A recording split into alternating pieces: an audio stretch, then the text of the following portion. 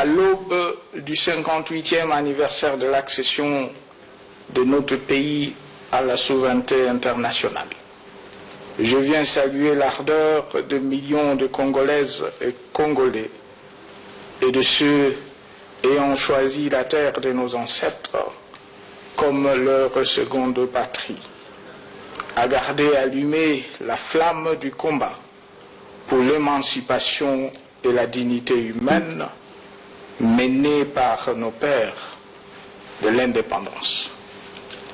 Oui, la préservation de la liberté et de la dignité humaine conquise de haute lutte par le pionnier de notre indépendance, à qui je rends un vivant hommage, demeure un combat permanent pour notre génération comme pour celle à venir.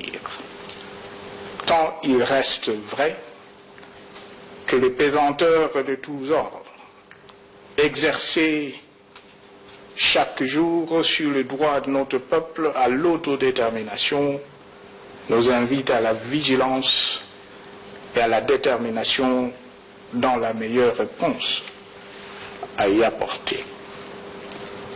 Tout semble être mis en œuvre, en effet, pour promouvoir le révisionnisme et maintenir nos pays dans l'asservissement au mépris de l'évidence qu'implique notre indépendance.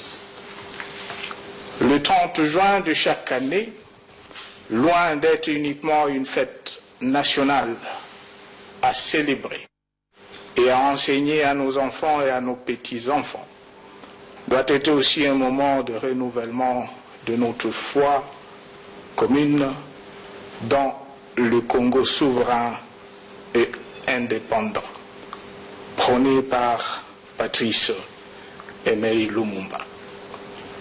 Un moment d'engagement commun à protéger et à valoriser l'héritage nous légué par nos héros et martyrs pour le grand bonheur auquel aspire légitimement notre peuple.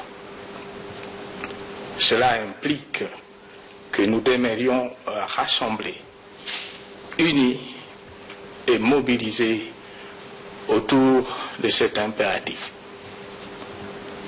Mes chers compatriotes, je me réjouis du fait que la célébration de la fête nationale intervienne cette année en plein processus électoral et particulièrement au lendemain de la convocation des électeurs au troisième scrutin libre, démocratique et pluraliste, prévu par la Commission électorale nationale indépendante au mois de décembre de cette année. Ce processus, vous vous en êtes approprié à différentes étapes de son parcours. Depuis votre enrôlement massif en 2016 et en 2017, jusqu'au parachèvement des listes électorales. Je vous exhorte à vous y accrocher et à démontrer, s'il en était encore besoin, que c'est bien vous, le souverain, et c'est à vous de décider du sort, de l'avenir de notre cher et beau pays. Personne d'autre et nulle part ailleurs. J'invite pour ce faire toute la classe politique et toutes les forces sociales à s'impliquer sans réserve dans la matérialisation de ce rendez-vous historique, en vue, une fois de plus, de consolider notre jeune démocratie, laquelle ne souffre du reste d'aucun complexe.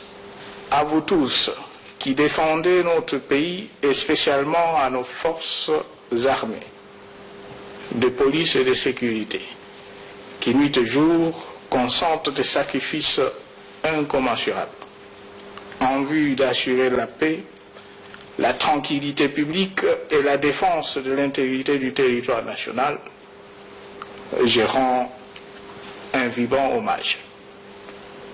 Par votre engagement, vous garantissez également la stabilité de la région.